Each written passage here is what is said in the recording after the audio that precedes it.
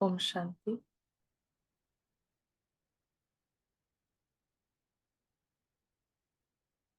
कुछ minute silence में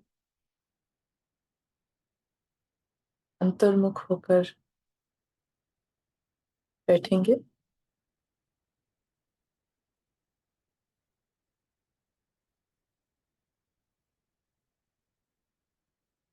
और कंप्लीट ड्रामा के बाहर सत्य दुनिया का अनुभव अंतर्मुखता द्वारा इस अनुभव में आते जाएंगे।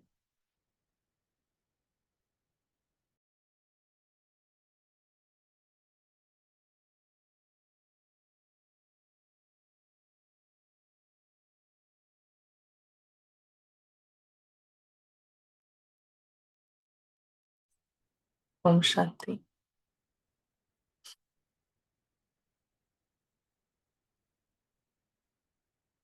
तो हम यहाँ पर ना दोबारा ये मुरली जो है आबू आध्यात्मिक संग्रहालय का उद्घाटन ना इसकी मुरली जो लास्ट में हमने देखा पिछली क्लास में कि इंतजाम को भूल जाते हैं और इंतजाम नहीं करते, लेकिन इंतजार बहुत करते हैं। तो इंतजार को निकाल इंतजाम में लग जाएंगे, फिर रिजल्ट जो है वो 75%, जो अव्यक्त स्थिति का बाबा ने बताया वो रिजल्ट।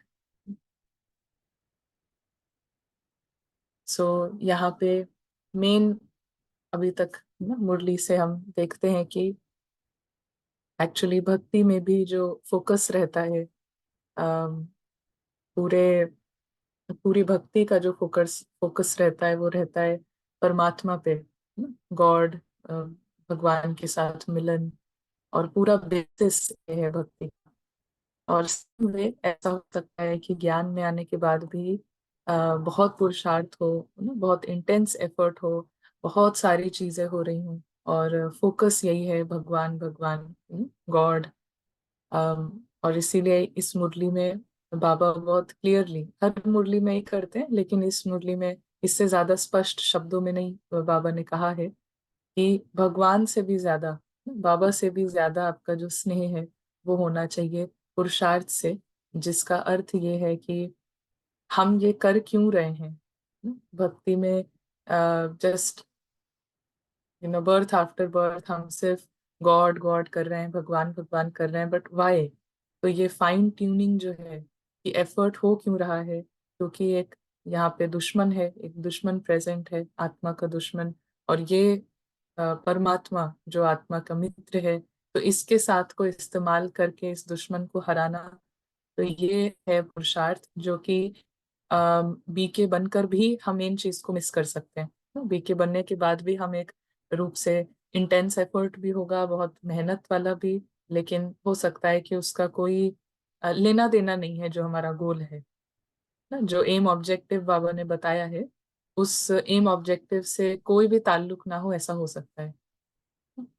तो फिर यहाँ पर बाबा कहते हैं कि वर्तमान समय मेजॉरिटी के पुरुषार्थ की रिजल्ट 75% से कम नहीं होनी चाहिए।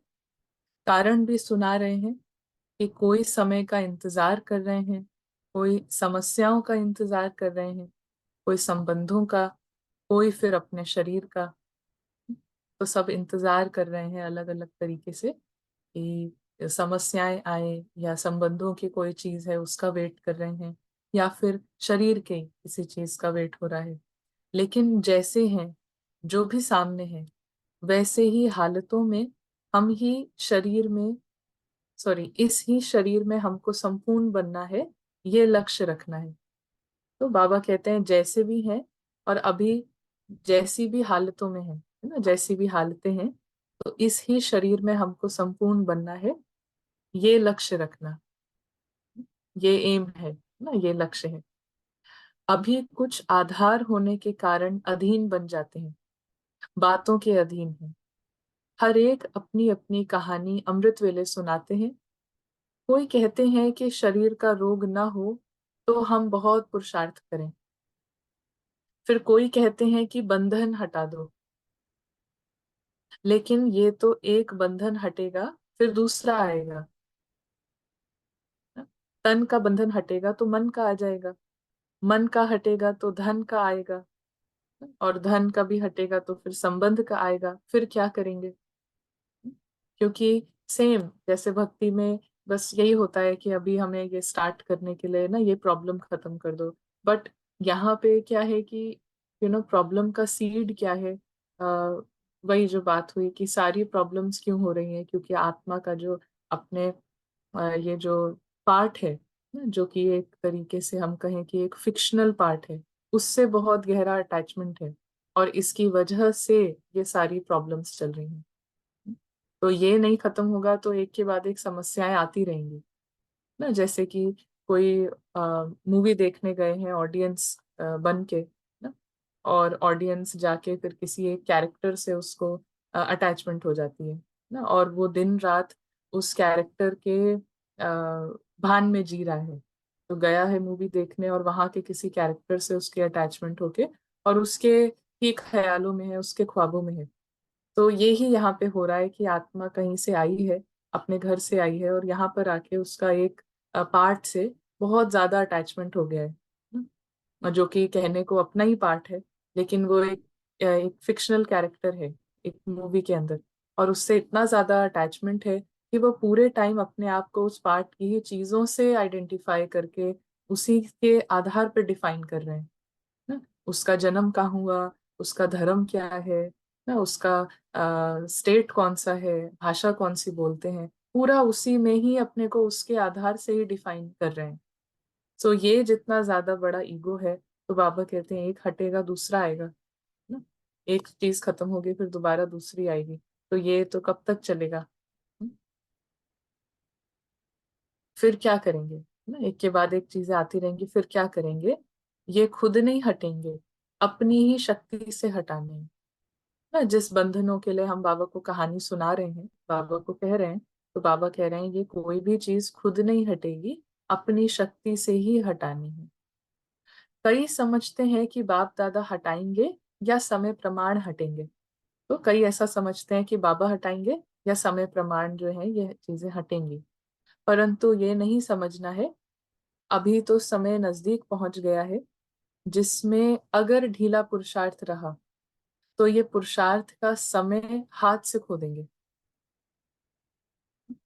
अभी ये जो इस फिक्शनल कैरेक्टर से अपने आप को आइडेंटिफाई करना, खत्म करना, तो ये जो पुरुषार्थ का समय है ये भी हाथ से निकल जाएगा। तो बाबा कहते हैं अभी समय बहुत नजदीक आ रहा है ना। किस चीज के लिए नजदीक आ रहा है? आत्मा को जो चांस मिला है ड्रामा अनुसार कि इस एक पार्ट से, एक एक किरदार से पूरी तरीके से अपने को डिफाइन करना बंद कर दे ना। उसकी किसी भी चीज से अपने को आइडेंटिफाई होके उसके अपने आप को वो समझ के नहीं जी रहे हैं, ये फिनिश हो जाए। तो बाबा कहते हैं कि ये टाइम होते हुए अगर ये नहीं किया तो फिर समय हाथ से निकल जाएगा, और फिर ये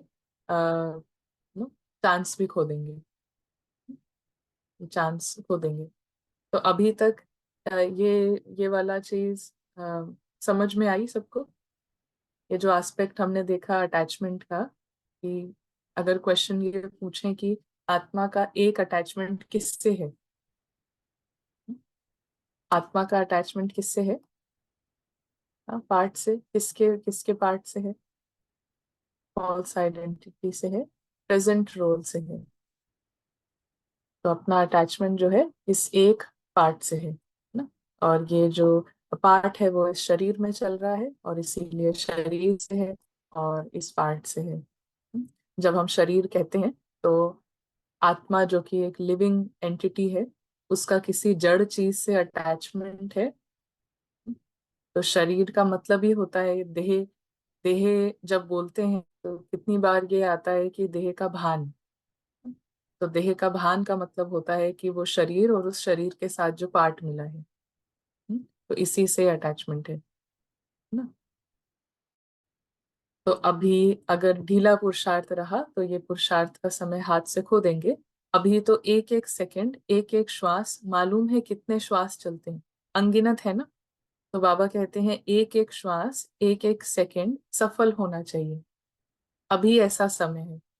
अगर कुछ भी अलबेलापन रहा तो जैसे कई बच्चों ने मिलन का समय सौभाग्य साकार मधुर मिलन का सौभाग्य गंवा दिया, वैसे ही ये पुरुषार्थ के सौभाग्य का समय भी हाथ से चला जाएगा। अगर अभी भी कुछ अलबेलापन रहा तो ये टाइम भी हाथ से चला जाएगा, इसलिए पहले से ही सुना रहे हैं। पुरुषार्थ से स्नेह रख, पुरुषार्थ को आगे बढ़ाओ।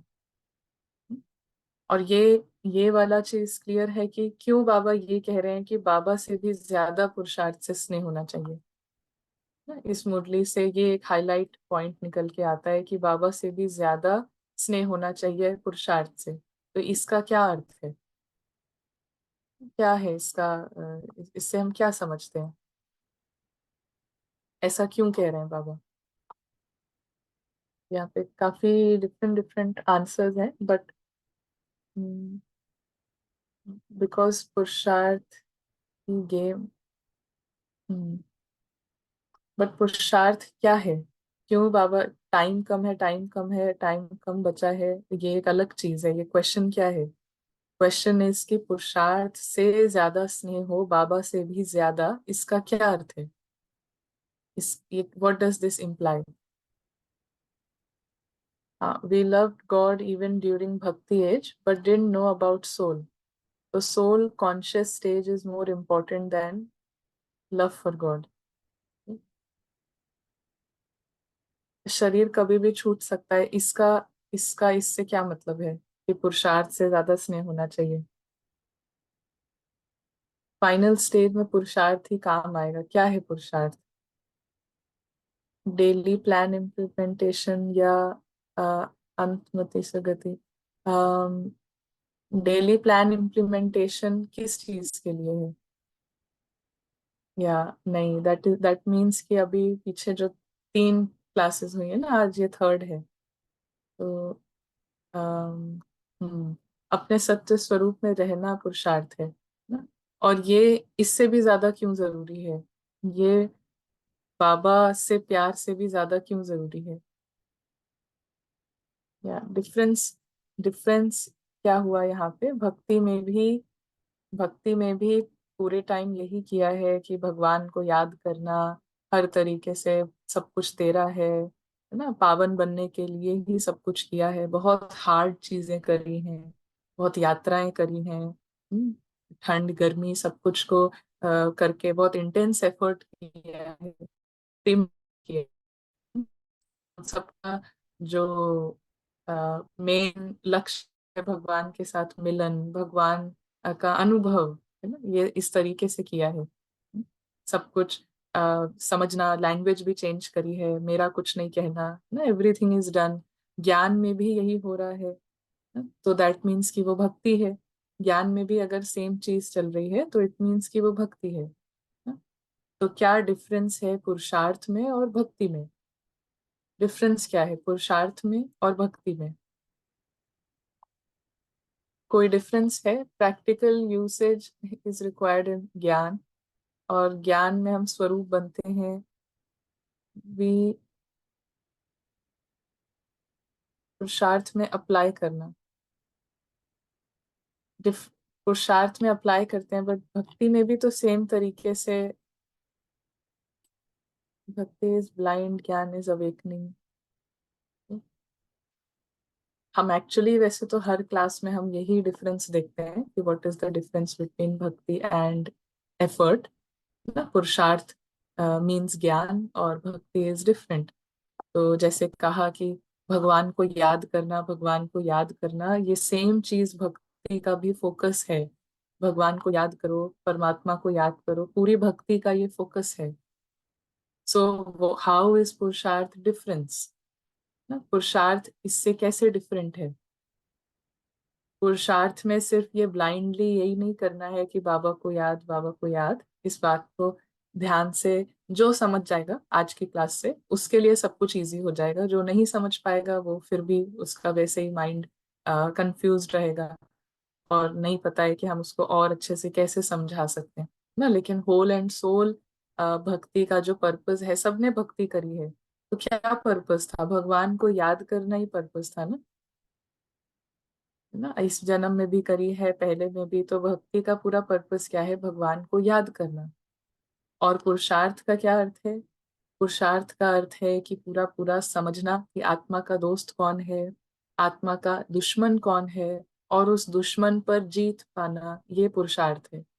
उस दुश्मन के ऊपर पूरी पूरी जीत पाना, ये पुरुषार्थ है। और इसके लिए एक जरिया है बाबा की याद। बाबा की याद भी कैसे? एक इन्वायरमेंट क्रिएट करना, सत्य का। तो जितना आत्मा उस एनवायरनमेंट में है, तो उतना दुश्मन पे जीत पा रहे हैं। तो ये पुरुषार्थ जो है वो एक चीज पर एम्ड है। अगर पुरुषार्थ किसी दिशा में एम्ड नहीं है, तो सेम भक्ति की तरह हम बहुत मेहनत कर सकते हैं, बहुत एफर्ट कर सकते हैं, बहुत सारी डिफिकल्ट चीजें कर सकते हैं, बट उसका कोई भी एम नहीं है। इट इज जस्ट लाइक भक्ति। इट इज जस्ट लाइक भक्ति, सुबह उठना, ये भी करना, वो भी करना, ये भी करना। बट जो पुरुषार्थ क्यों है, ज्ञान क्यों है? दुश्मन को खत्म करना। तो ये सब कुछ करने के बाद भी दुश्मन उसने उससे पहले से भी ज्यादा बड़ा हो सकता है ना। बहुत डिफिकल्ट सब करने के बाद भी ऐसा पॉसिबल है, बहुत बहुत ज्यादा इसकी पॉसिबिलिटी है कि जो दुश्मन है आत्मा का, वो पहले से भी, भक्ति से भी ज्यादा बड़ा हो जाए ज्ञान में ना। और इसका फिर होल एंड सोल रिजल्ट यही निकल के आता है कि then there is no effort actually. Effort जिस चीज के लिए बना है, इसीलिए बाबा कहते हैं पुरुषार्थ से ज्यादा स्नेह। आत्मा का बाबा से भी ज्यादा पुरुषार्थ से स्नेह हो। दोस्त को दोस्त बनाने में और दुश्मन को हराने में, इसमें ज्यादा स्नेह हो। तो यहाँ पर बाबा कहते हैं कि पुरुषार्थ से स्नेह रख, पुरुषार्थ को आगे बढ़ाओ।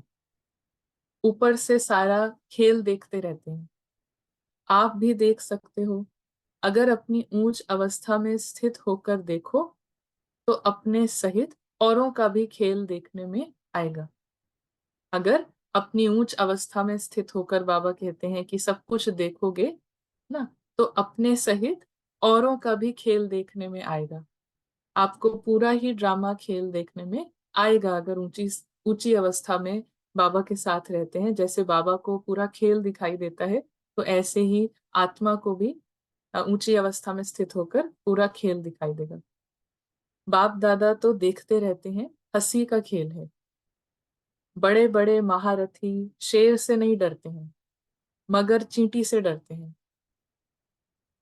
बड़े बड़े जो महारथी हैं, वो शेर से नहीं डरते हैं, लेकिन चींटी से डरते हैं। शेर से बड़ा सहज मुकाबला कर लेते हैं, लेकिन चींटी को कुचलने का तरीका नहीं जानते हैं।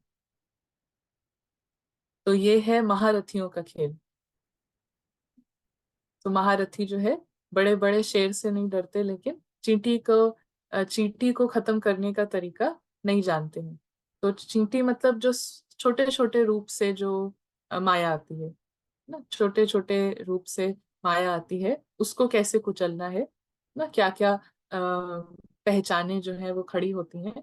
बड़े बड़े रूप से हम देख सकते हैं कि ये अभिमान है, इसको खत्म करना है। लेकिन छोटे छोटे रूप से जो भान भी आता है ना, जो नेचुरली बहुत आइडेंटिफाइड है पार्ट से, उसको कैसे फिनिश करना।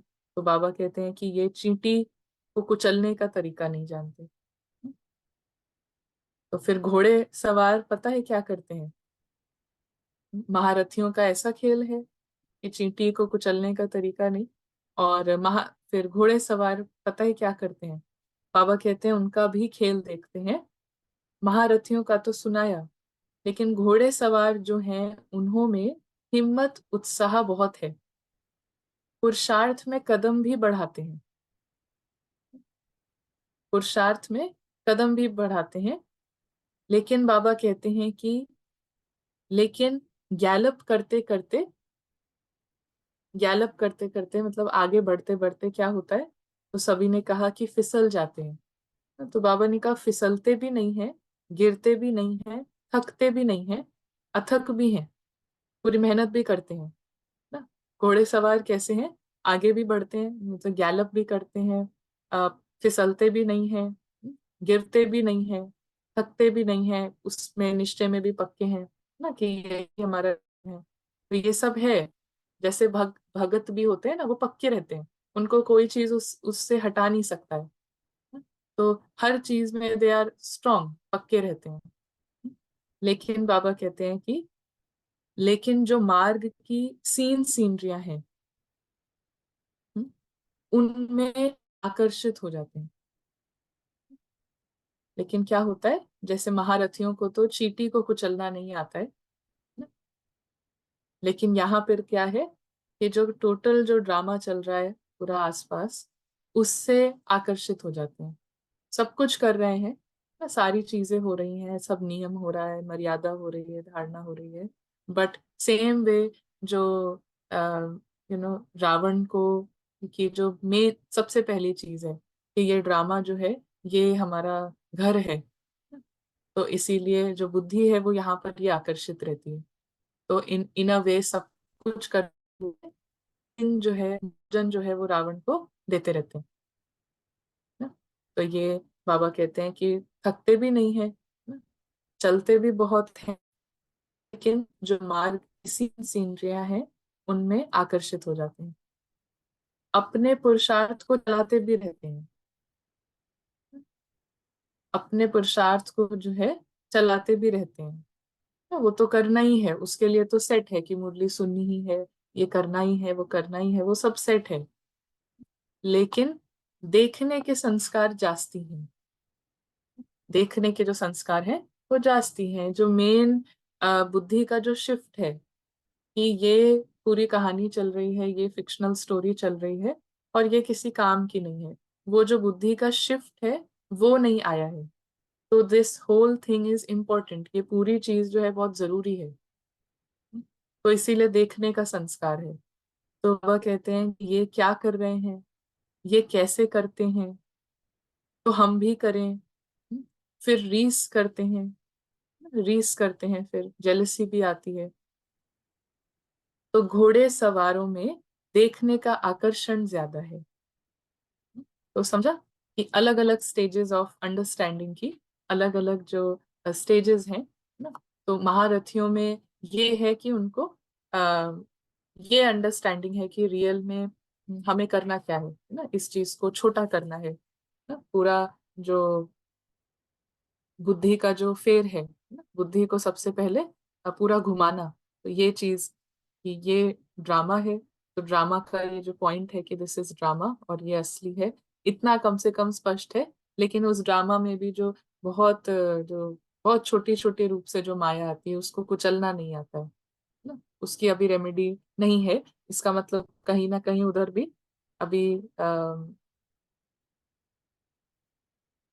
जो संगम युग का जो जो सीन है, जो संगम युग का जो सेटअप है, उससे कहीं ना कहीं जैसे अटैचमेंट है ना। तो इसको बाबा कहते हैं कि ये है महारथियों का।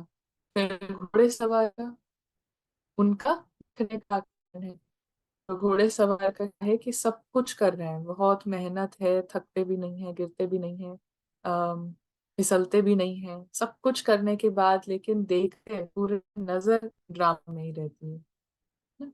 तो उसकी वजह से ये क्या करते, वो क्या करते भी है, फिर रीस भी है, कंपैरिजन चलता रहेगा। एक उसी लेवल पे भागा दौड़ी है, एक अलग लेवल पे। फिर बाबा कहते हैं कि प्यादों की एक हंसी की बात है। खेल सुना रहे हैं ना, तो प्यादे क्या करते हैं, खेल सुना रहे हैं, प्यादे क्या करते हैं। होती है बहुत छोटी सी बात, लेकिन इसको इतना बड़ा पहाड़ बना देते हैं। पहाड़ को राई नहीं,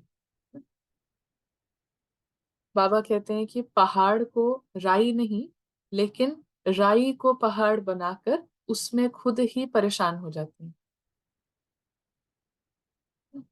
राई को पहाड़ बनाकर उसमें खुद ही परेशान हो जाते हैं। है कुछ भी नहीं, उनको सब कुछ बना देते हैं। जो चीज है कुछ भी नहीं, मतलब ड्रामा की बात जो है कुछ भी नहीं, लेकिन उसको सब कुछ बना देते हैं ना, ड्रामा को सब कुछ। तो प्यादे वो उस लेवल पे हैं जो कि अभी कंप्लीट ड्रामा में, ना कंप्लीट ड्रामा में इंटरेस्ट। तो ये चीज हुई प्यादे की बात। अलग अलग तरीके से बाबा 3 स्टेजेस बता रहे हैं। तो ऊंचा ऊंचा देख हिम्मतहीन हो जाते हैं। तो उनका जो पूरा ही रेफरेंस पॉइंट है प्यादे का, तो वो बिल्कुल रहता है ड्रामा। ड्रामा ही रेफरेंस पॉइंट रहता है।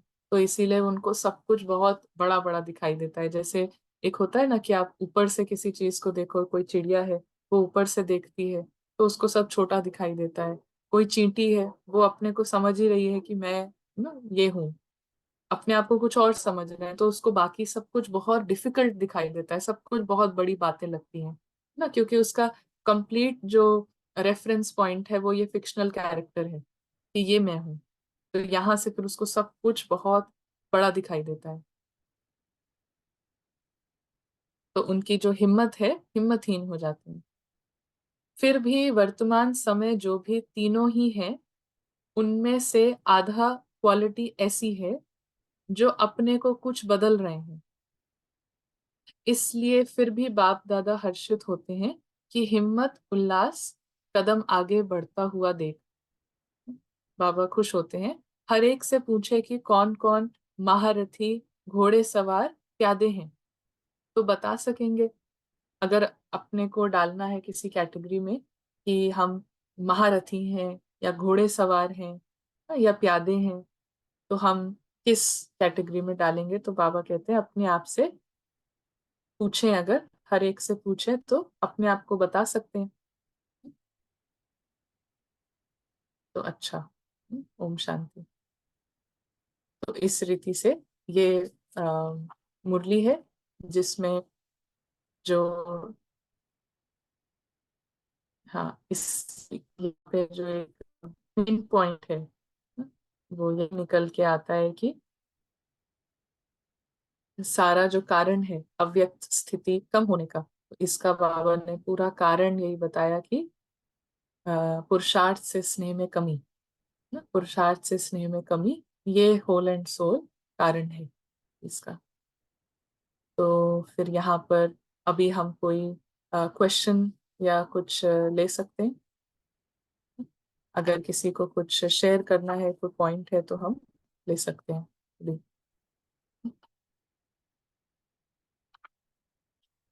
बाकी आई होप ये पूरा पूरा रीति से हमें समझ में आया हो। अदरवाइज वही चीज हो जाती है कि सब कुछ होने के बाद, सब कुछ करने के बाद भी जो पर्पस है पुरुषार्थ का वो फुलफिल नहीं होगा। हम्म, फिर वो एक रीति से भक्ति ना, और भक्ति का भी एक फल मिलता ही है। तो वो भक्ति रॉयल भक्ति या ज्ञान रूप से भक्ति ना, वो चलती रहेगी। इसीलिए बाबा कह रहे हैं कि सुबह उठते हैं, बट सुबह उठ के कहानियां जो सुनाते हैं कि ये बदल दो, ये कर दो, वो कर दो, so that is the same thing ना, इट्स लाइक भक्ति। तो चलिए जी। हाँ, यहाँ पे किसका, अव्यक्त, अशरीरी और विदेही स्थिति में डिफरेंस क्या होता है? वो डिफरेंस अपने अनुभव से पता करा जा सकता है ना, कोई और नहीं बता सकता। तो खुद के अनुभव से पता किया जा सकता है वो डिफरेंस। हाँ, बंधन खुद नहीं हटेंगे, अपनी शक्ति से हटाने हैं। होता कुछ भी नहीं है और बना देते हैं। Do our past lives interfere with our पुरुषार्थ ऑफ दिस प्रेजेंट लाइफ? हाँ, पास्ट लाइफ ने इंटरफेयर करती है, लेकिन पास्ट लाइफ में जो तब भी आत्मा ने अपने को पार्ट समझ के जो पहचाने बनाई है वो इंटरफेयर करता है ना। तो वो पहचान तब तक इंटरफेयर करेगी जब तक वो खत्म नहीं हुई है। हाँ जी, ज्योति बहन जी। ओम शांति दीदी। जी। दीदी, अगर कोई डिसीजन लेना हो तो थोड़ा सा कंफ्यूजन हो रहा है कि भी अभी ये भी पता है ये ड्रामा है, ये ड्रामा का खेल, पर ड्रामा के अकॉर्डिंगली ही कोई डिसीजन लेना हो तो वो होता है, लगता है कि भी नहीं अपने आप हो जाएगा या लेना है, तो उससे वो कंफ्यूजन बहुत हो रही है कि डिसीजन लेने में है ड्रामा के सीन के लिए कोई डिसीजन। हम्म। पता भी है ड्रामा का ही सीन चल रहा है, लेकिन हाँ उसमें भी डिसीजन लेना है। तो कंफ्यूजन है कि उसे कैसे ले, आत्मिक स्मृति में कैसे रह के ड्रामा के लिए डिसीजन ले, ये नहीं समझ में आ रहा। डिसीजन इसी आधार पे लिया जाता है कि हमें जाना कहाँ है, हमारा डायरेक्शन क्या है। तो डिसीजन लेने के लिए जस्ट मैटर करता है डायरेक्शन। अगर आपको लेफ्ट जाना है तो आपके सारे डिसीजंस फिर उस आधार पे होंगे ना, कि have to take a left. और राइट जाना है तो सारे डिसीजन। तो अल्टीमेटली जाना क्या है, व्हाट इज द गोल, उसके आधार पे ही सारा डिसीजन होगा। गोल तो ये अपने में आप से भी देखना है। दीदी, गोल में भी अगर अगर हम आत्मिक लेवल से देखें तो वो मायने नहीं रखता है कि भी हाँ ड्रामा का सीन है, सब है। हम्म। लेकिन अगर हम उसे एज ए ड्रामा का देखें तो वो बहुत इम्पोर्टेंट लगता है। तो दोनों में एक्चुअली दोनों को सेपरेट करके देखने में ना डिसीजन वो चीज थोड़ी सी डिस्टर्ब कर रही है कि समझ में नहीं आ रहा है। ये अल्टीमेटली जो मैटर करने वाली चीज है वो सिर्फ आत्मा का ही पॉइंट ऑफ व्यू है। वो तो जितनी बार हम उस पॉइंट ऑफ व्यू से हट के कुछ भी देखेंगे तो सब मैटर करता है। लेकिन आत्मा का ही पॉइंट ऑफ व्यू जो है वो मैटर करता है। तो सबसे इम्पोर्टेंट चीज है कि ड्रामा में जो हमारी किसी तरीके की आसक्तियां हैं उसको खत्म करना। तो अगर ऐसा कोई डिसीजन लेना है जिससे वो अंदर से वो आसक्ति खत्म हो तो वो राइट डिसीजन होगा इन दैट केस। अगर किसी डिसीजन से जैसे हाँ पता है ज्ञान की तरफ तो डिसीजन बेटर है, लेकिन हाँ अगर ड्रामा में देखा जो सीन चल रहा है एट दिस स्पॉट, उसकी वजह से हमें लगता है कि वो डिसीजन लेना सही है कि नहीं सही है। मतलब मैं पता नहीं, मैं क्लियर लेक्चर बता नहीं पा रही हूँ, और आई डोंट थिंक सो आप समझ पा रहे हो कि हम्म। कंफ्यूजन सा हो रहा है बड़ा। कि विज्ञान के लेवल से तो हम्म। वो ठीक है, लेकिन ड्रामा के लेवल से वो है कि ठीक होगा कि नहीं होगा, कि कोई नाराज हो जाए कोई उस करने से, वो चीज करने से, तो थोड़ा सा कंफ्यूजन है। हाँ नहीं, यहाँ पे कंफ्यूजन इसी चीज का है क्योंकि दो लेवल दिखाई दे रहे हैं हमको। दो लेवल है नहीं, एक ही लेवल है ना। तो आत्मा का लेवल फिर ड्रामा का लेवल, दो चीजें हैं नहीं। और जो भी हम डिसीजन लेते हैं आत्मा के उसको सामने रख के मतलब दोनों चीजें, दो डिफरेंट चीजें नहीं हो सकती हैं। जब भी हम आत्मा के उन्नति की बात करते हैं तो उसमें ये ड्रामा के लेवल पे ये सब होता ही है। तो दे आर नॉट टू, बिल्कुल दूसरी दिशाएं नहीं है। सो हम्म, हाँ, ये आप खुद से थोड़ा सा चेक चेक कर सकते हैं, खुद से चेक कर सकते हैं। जी। ठीक ठीक है दीदी, थैंक यू। परिस्थितियां कुछ ऐसी हैं कि पार्ट में जब करना पड़ेगा बट उसके लिए पढ़ाई करनी पड़ेगी। हम्म।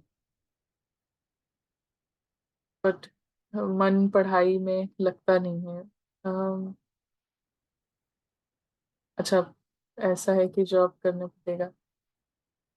हाँ, तो जैसे अभी मुरली में ही जो पॉइंट निकल के आया कि ये तो क्लियरली किसी भी कोई भी चीज हो लेकिन आपका मन उसमें लगता नहीं है तो ये किसी और का काम नहीं है ना। वो मन को कैसे लगाना है, जो जरूरी चीजें हैं ना। तो वो तो एक होल एंड सोल, हर कोई जो इस दुनिया में आया है उसके पास कुछ ना कुछ लौकिक रीति से हम देखें तो जिम्मेवारियां हैं, सभी के पास हैं। तो वो जिम्मेवारियों को फुलफिल करते हुए पुरुषार्थ चलता है ना। अगर वो जिम्मेवारियां हम पूरी ना करें, तो जो एज है पढ़ाई की उसमें पढ़ाई नहीं करेंगे तो फिर देन देर आर कॉन्सिक्वेंसेस। तो हर चीज का जो जिम्मेवारी है up to a certain age तो वो करनी है ना। जो भी आपका चीज है तो उसमें मन नहीं लगता है तो उसमें लगाने के लिए क्या कर सकते हैं वो करना है। हम योग में अपना अपने पुराने संस्कार बर्न करते हैं, ये अनादि संस्कार इमर्ज होते हैं एज अ रिजल्ट। पुराने पैटर्न ऑटो इमर्ज हो जाते हैं। What is the right word sentence to say to yourself? हाँ, योग में दोनों चीजें होती हैं। एक जो बाबा का स्लोगन है कि बी होली बी योगी, तो दोनों चीजें हैं। अम, योगी माना एक्सपीरियंस में आना, तो उससे हम अपने अनादि संस्कारों को इमर्ज करते हैं, अपने रियल संस्कारों को इमर्ज करते हैं। तो वो एक सटल रूप से जो काम होता है सूक्ष्म रीति से, तो वो ये काम है। फिर इसके साथ साथ जो भी होली की बात है, तो वहां पे हम एक यहाँ पार्ट के लेवल पे, ड्रामा के लेवल पे भी जो बहुत सारे डिसीजंस हैं, जिनसे पुराने संस्कारों को या पुराने जो चीजें हैं उनको उनको और पावर नहीं मिलती है।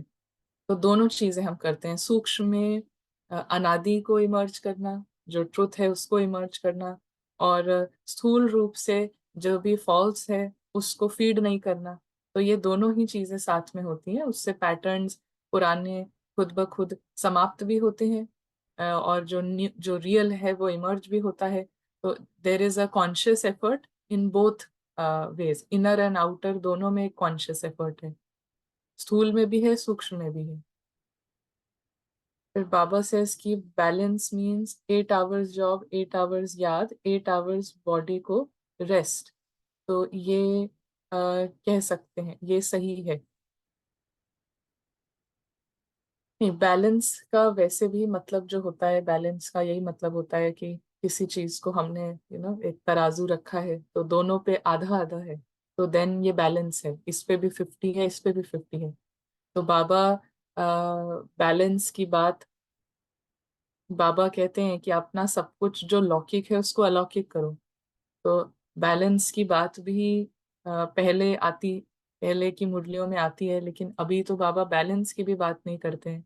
क्योंकि पहली चीज है कि आधा आधा जितना टाइम, एनर्जी और समय, संकल्प हमारा लौकिक में जाता है, उसका हाफ एग्जैक्टली उतना अलौकिक में जाए। तो पहले तो ये हुआ बैलेंस। और उसके बाद जो आगे का जो इंस्ट्रक्शन है कि अपना सब कुछ लौकिक जो है वो अलौकिक में ट्रांसफर होना चाहिए। मतलब आपकी हर लौकिक के आधार पे जो भी पहचान है वो सब खत्म होनी चाहिए। तो इसको कहते हैं लौकिक को अलौकिक में ट्रांसफर करना। तो ये 8 8 आवर्स की बात नहीं है। बाबा तो यही कहते हैं कि 8 घंटे के योगी नहीं है आप। बाबा कहते हैं आप तो निरंतर। सो यहाँ पर सारा जो लौकिक की पहचान है, आत्मा ने अपने आप को एक पार्ट समझ के जितनी भी लौकिक पहचान बनाई है, अब उसको पूरा ट्रांसफर करना है अलौकिक। सारी वो पहचाने फिनिश, नॉट इवन एक भी जो कैरेक्टर है, फिक्शनल कैरेक्टर है, उसकी एक भी पहचान, ये पूरा ही अच्छा बुरा समेत सब कुछ इसका कुछ भी हम नहीं ले सकते।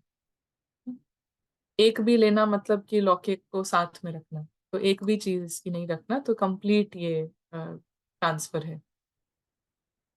अगर हम ड्रामा को साक्षी देखने पे फोकस करें और इसी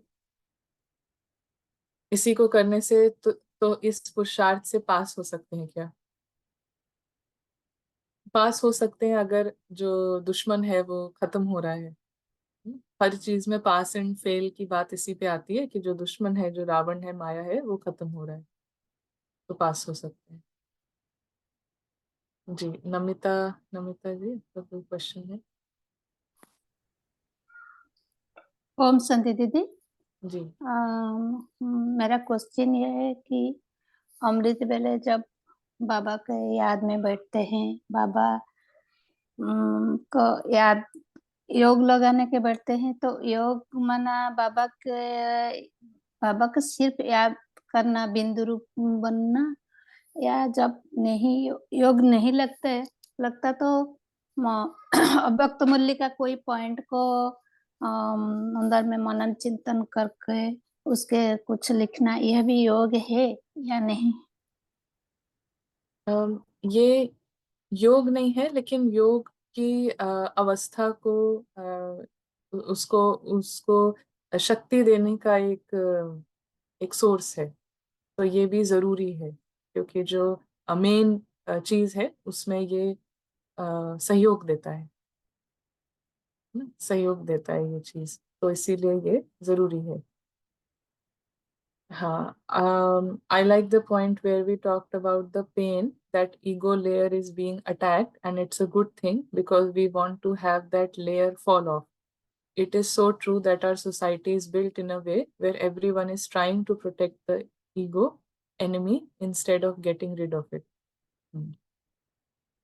चलिए फिर। और भी कोई क्वेश्चंस हैं जो रेलिवेंट हैं, क्लास से रिलेटेड हैं? तो वो क्वेश्चंस ले लिए हैं। इसके आगे और भी कोई क्वेश्चंस है? So I think we will meet tomorrow.